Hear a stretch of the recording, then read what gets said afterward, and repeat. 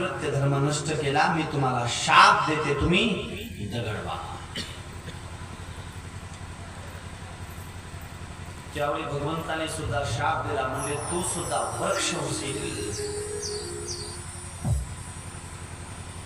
आणि महादेव आल्यानंतर दोघांना उपशाप दिला. भगवान विष्णूला म्हणले, तुम्ही जरी दगड झाले तरी तुम्हाला विष्णू म्हणून पूजल्या जाईल आणि त्या दगडाला शालिग्राम भगवान म्हटलं जाईल. त्यावेळी वरुणेला सुद्धा उपशाप दिला, म्हणले जरी तू वृक्ष झाली तरी मी तुला उपशाप देतो, म्हणले तू तुळशी वृक्ष होशील.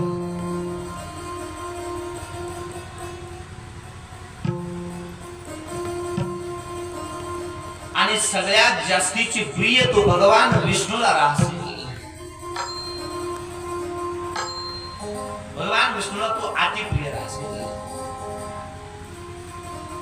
म्हणून तेव्हापासून मला तुळशी वृंदावनामध्ये शालिग्राम भगवान आणि तुळशीच्या पूजेचं महत्व आहे.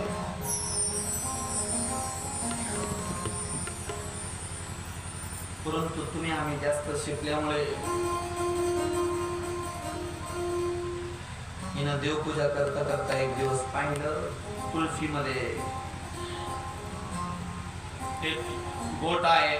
तिला वाटलं हा महादेवच आहे. आणि ही थोडी शिकलेली होती, ती म्हणली माझ्या सासूबाईला चांगला महादेव भेटला नाही. ही गेली डायरेक्ट मुदखेडला वडाऱ्याकडे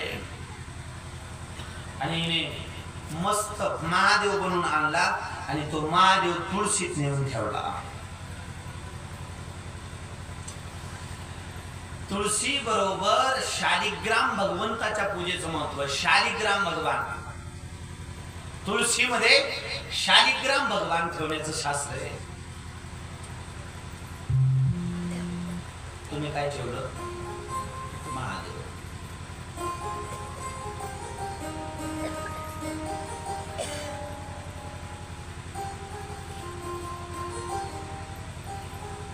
शालिग्राम भगवंतावरती तुळशी अर्पण करण्याचं विधान आहे. शालिग्राम भगवंतावरती तुळशी अर्पण केल्या जाते.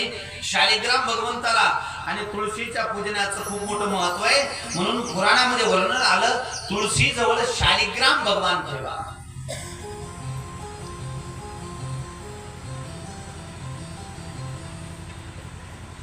भगवान स्तुती म्हणतात ऋषींनो, ज्यावेळी ते जालिंदराचं मुंडकं वृंदेनं पाहिलं आणि वृंदेनं ते मुंडकं पाहिल्यानंतर म्हणले महाराज या मुंडक्याचं काय करावं.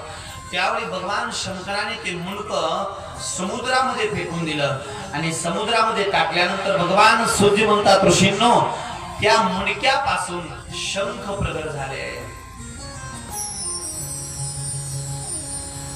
आणि शंख प्रगट झाल्यानंतर भगवान शंकराने वरदान दिलं, म्हणले शंखाचं पाणी सर्व देवतांना चालत, परंतु शंखाचं पाणी महादेवाला नाही.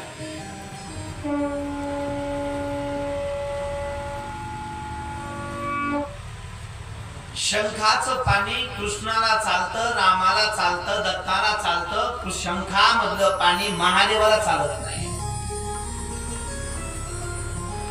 म्हणून शंखाच्या पाण्याने शालिग्राम भगवंताला तुम्ही स्नान घालू शकता.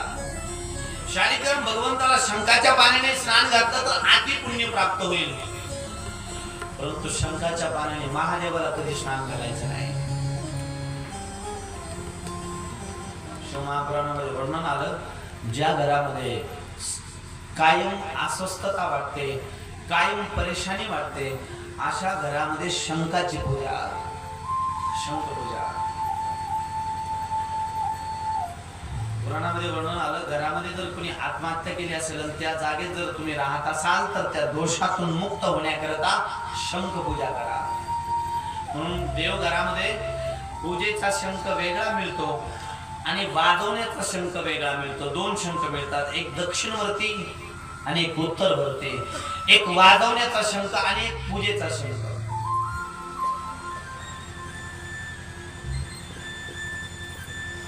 ज्या घरामध्ये आत्महत्या केली अशा घरामध्ये शंख पूजा झाली पाहिजे. शंखाच्या पूजेनं त्या घरातील दोष समाप्त होतात, त्या जागेतील दोष समाप्त होतात. म्हणून पूर्वीचे लोक घरामध्ये शंख वाजवायचे, आता शिट्या वाजवतात.